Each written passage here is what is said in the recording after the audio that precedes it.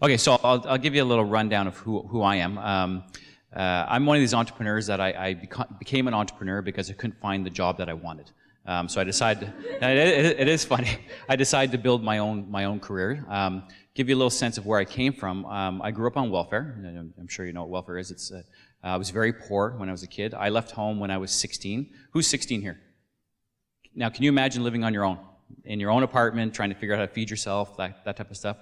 That's the way it was for me when I was younger. I grew up with very little. I'm from Ottawa, Canada, so I'm a Canadian. Took 27 hours to get here. It was a very long trip. But those struggles as I was a kid, it created who I am today and the way I think about things. I have built many companies. So when I got into my mid-20s, one of the things that I struggled with was trying to find a job that I wanted, and I really wanted to get into business. But what was difficult for me was I didn't have a university degree. I didn't have a college degree. And what ends up happening is when you go for a job, the first thing to look at your resume is what education do you have? And because I didn't have that education, I struggled a lot more. But that struggle, again, made me who I was because I was very determined to get into the business world. So because I couldn't get the jobs I wanted, I decided I'm going to start building companies. I failed a lot from the age of 18 to about 25. A lot of mistakes along the way, companies closed, all that kind of stuff.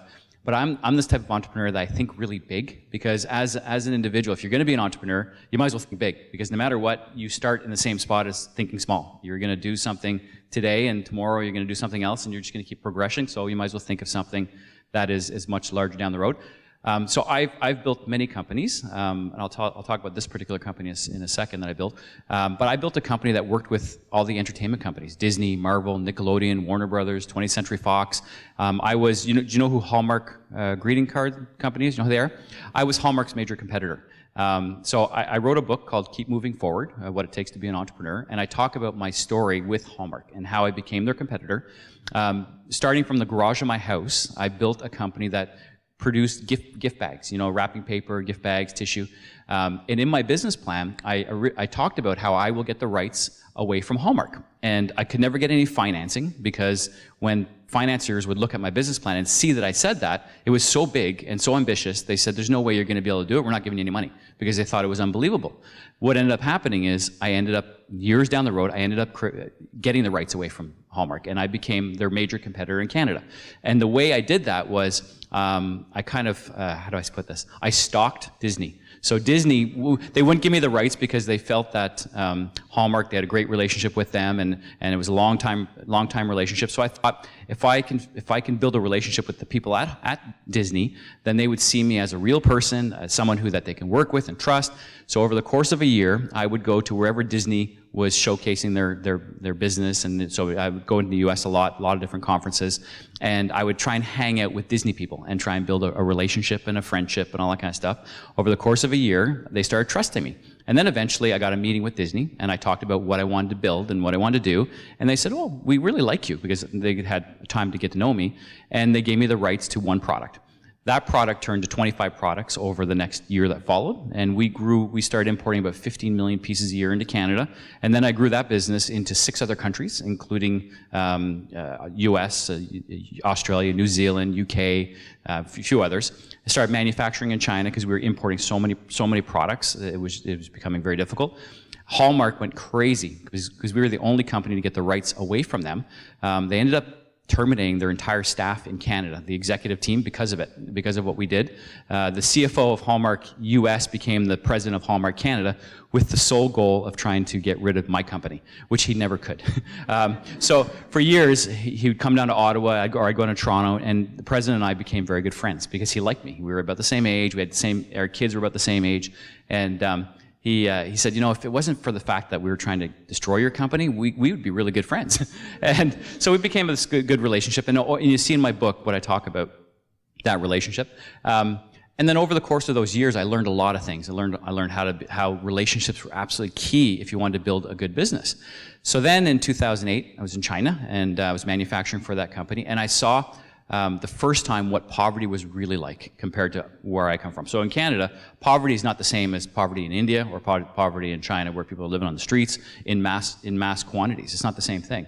And when I saw that, it really, really bothered me. So I decided that in 2008, I'm going to build a company to solve this problem. And it all starts with education. If you can provide proper education to people at a very young age, all the way through their childhood and growing up, you can help lift people out of poverty. So in 2008, started building a company. 2009, launched it. By 2011, it was acquired. So I got lots of money from this company I had built. The company that acquired me, unfortunately, was very short-sighted. They didn't want to continue my vision that I had for global education. By 2013, I started working, I ended up leaving that company and started working on this company that I own now called Better You. And Better You is about education for all. So I started focusing on India. I'm not going to make any assumptions. Anyone here from India? Okay. I didn't want to make any assumptions. You never know. So I started focusing my efforts on India. And I went to India for my first time in 2010, for the very first time. Quite honestly, I was scared of it because it was so overwhelming from what I have seen personally. I've been to India since then about 31 times. I've met the Prime Minister of India. Do you guys know Chris Gale? Yeah, so he's joined our company, so he's been working with us on supporting us, and I spent time at, do you know Sri Sri Ravi Shankar? Yeah, I spent time at the ashram with him, which was very neat. I never did that.